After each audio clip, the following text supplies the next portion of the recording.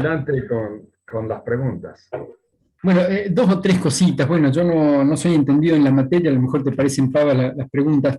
¿Por qué, o sea, el efecto Doppler lo explicaste bien, es entendido bien, eso, todo bien? ¿Por qué, pero te quería preguntar, ¿por qué la observación del desplazamiento hacia el rojo se atribuyó a un alejamiento de la fuente y no a que las estrellas esas tenían distintas temperaturas o distintos elementos químicos que se quemaban, ponete así, que se debiera a otro motivo el desplazamiento en el color? Bueno, mira, según lo que yo he investigado y según lo que entiendo, en realidad tiene que ver con la medición que se hace, porque no se toma cualquier estrella para hacer esta medición. Se toman unas estrellas que se llaman cefeidas, que tienen un periodo de brillo extremadamente, digamos, preciso.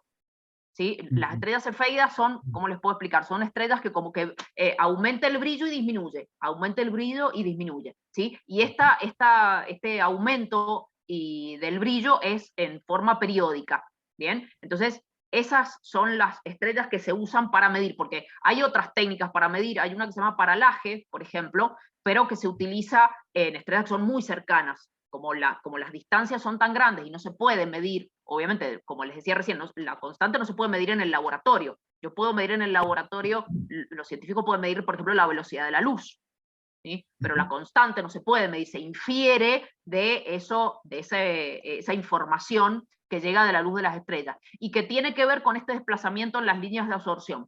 Cuando se ve el espectro de la luz, ¿sí? Tienen esas líneas negras que vieron, estas son las líneas de absorción. Ajá. A partir de eso, obviamente, se tienen en cuenta los elementos químicos que la forman, ¿sí?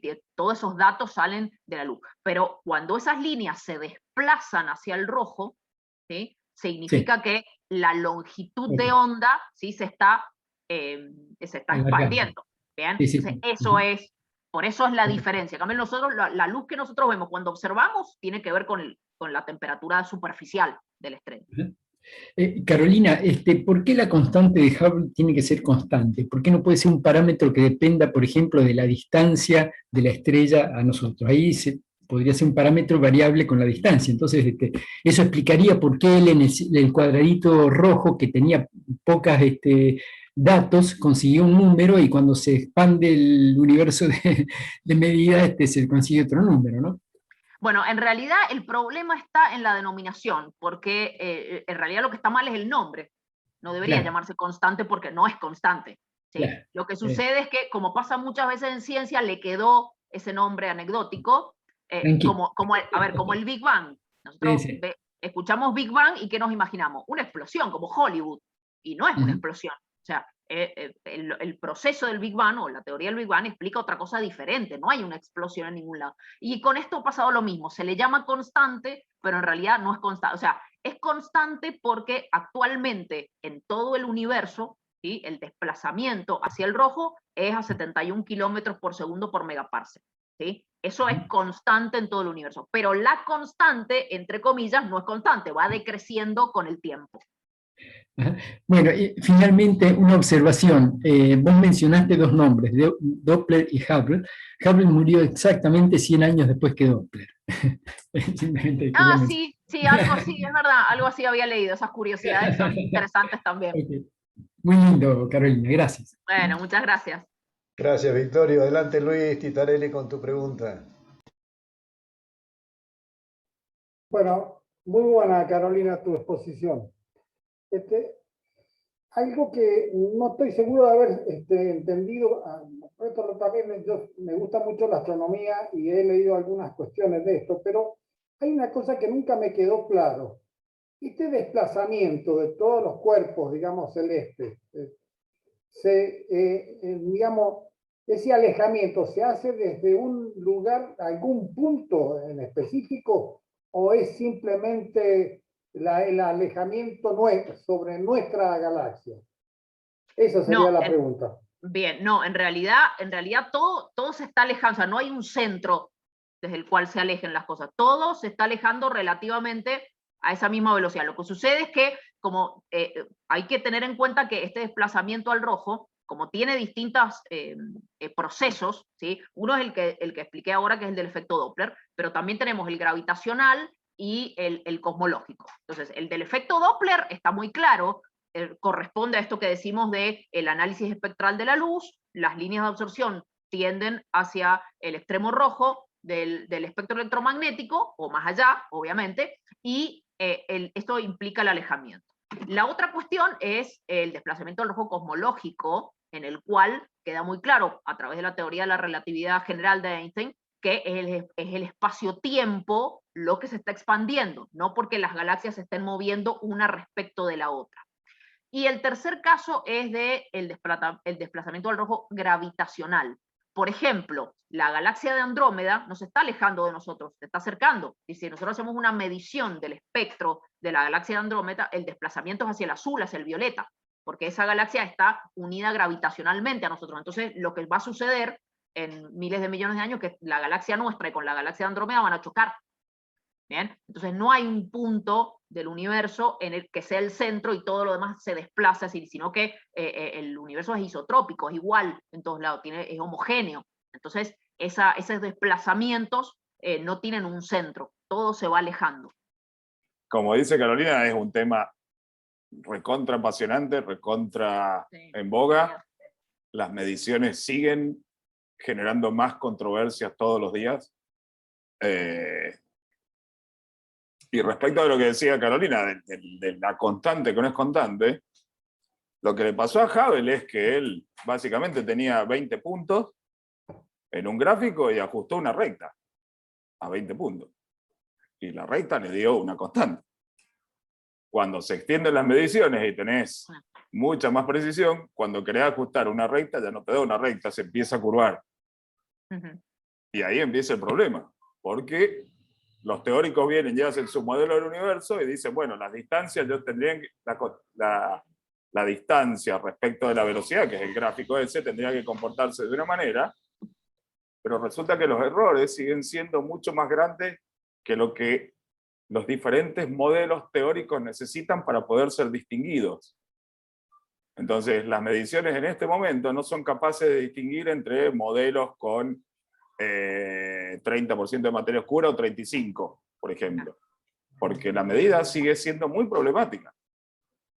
Muy difícil, son muchas estrellas, entonces ahora, teóricamente, esperamos todos que el telescopio que se está instalando en Chile, el LSCT, que es un telescopio de 8 metros, pero tiene un campo enorme, va a observar 1/3 del cielo por imagen, por noche, y hasta magnitud 25.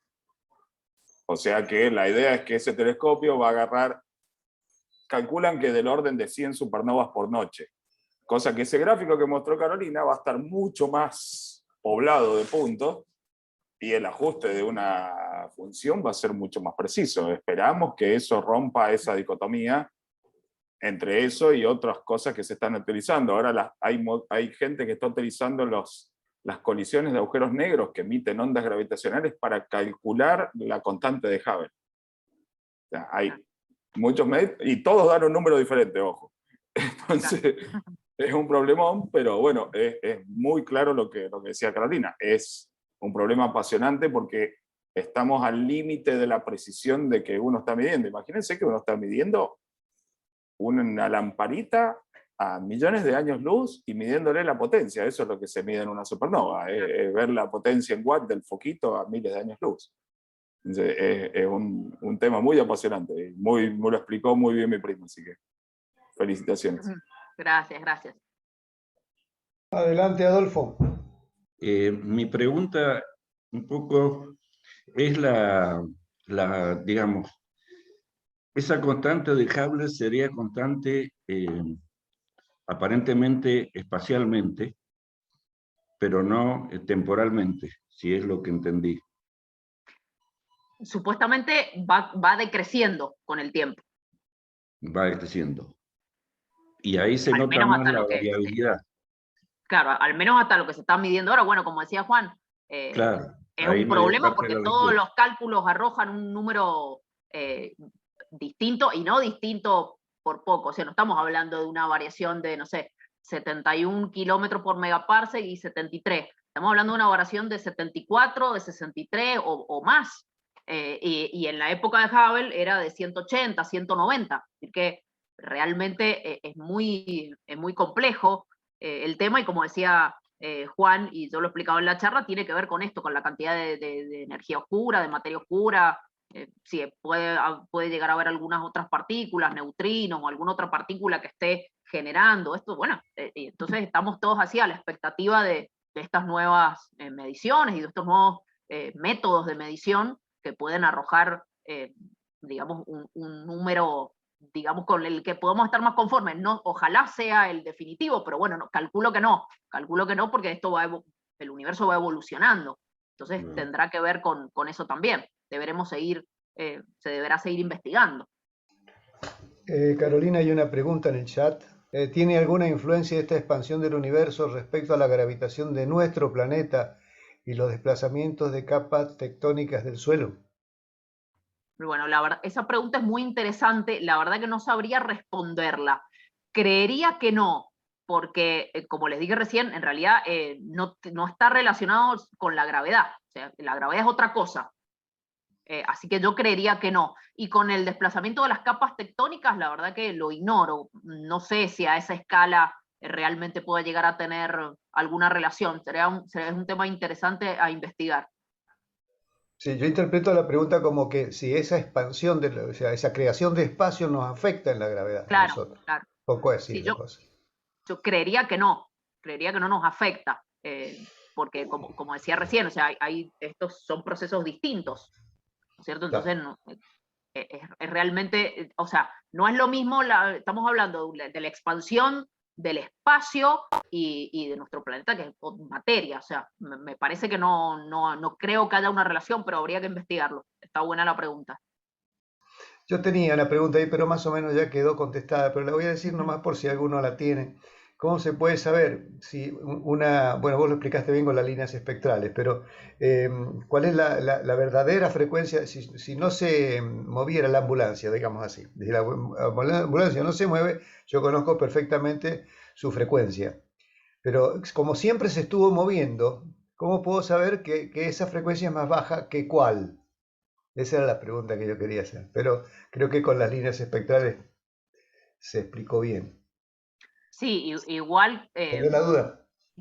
No, creo que, a ver, en realidad son fenómenos distintos, porque una cosa es el fenómeno aplicado, es el efecto Doppler aplicado a la luz, a una onda electromagnética, y en el caso, o sea, el efecto Doppler se explicó con las ondas sonoras, que por ahí es lo más fácil de Eso reconocer. lo puse como figura. Quiero decir, si yo Bien. nunca vi que las estrellas estuvieran quietas respecto de nosotros, ¿cómo puedo saber su verdadera frecuencia si siempre se estuvieron alejando? Entonces, inversamente digo, ¿cómo sé que se están alejando si siempre se estuvieron alejando y yo las veo rojas porque las veo rojas?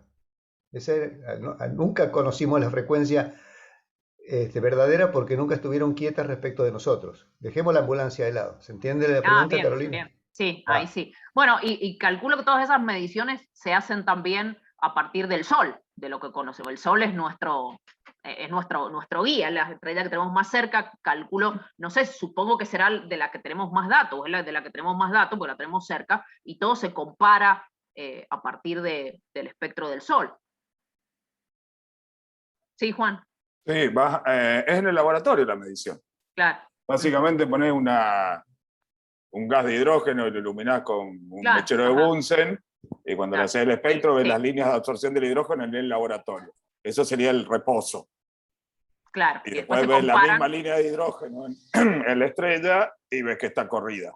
Claro, por eso yo decía, esa era mi pregunta que tenía en mente, pero con las líneas espectrales a mí me quedó clara. Sí, La formulé por si alguien también a lo mejor participaba de la misma consulta, visual, digamos, que yo tenía, de que, ¿cómo sé si se está alejando si nunca supe cómo era cuando estaban quietas porque nunca estuvieron quietas? Un poco eso.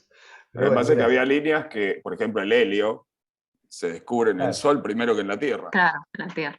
Entonces no había, cuando aparecían las líneas del helio en el espectro solar, nadie sabía qué eran y no había laboratorio, no había medición de laboratorio para ver su reposo. Ah, mirá vos. Claro. Qué bueno, qué interesante. Eso no lo sabía. Me vino bien entonces preguntar, porque así me enteré de Claro. esto. Claro, sí es verdad, Fantástico. el helio, o sea, el nombre de ese elemento químico es por el Sol, porque el dios del Sol, se le dará esa nominación porque se Claro, descubre primero en el Sol y claro, después en la Tierra, es verdad. claro. De ahí heliofanía y todas las palabras Claro. derivadas de Ujú. la luz, en definitiva. Muy bien. Bueno, señores, si no hay más inquietudes, le vamos a dejar en libertad a Carolina. La felicitamos y yo creo que merece un nuevo aplauso por haber satisfecho todas y cada una de las preguntas e inquietudes que hemos tenido la suerte de presenciar. Un aplauso, Bueno, abran muchas los gracias. micrófonos y la saludamos. Muchas gracias y reitero las gracias por esta oportunidad. Así que bueno, súper agradecida con el Ateneo y obviamente también comprometida para el año que viene, para alguna otra charla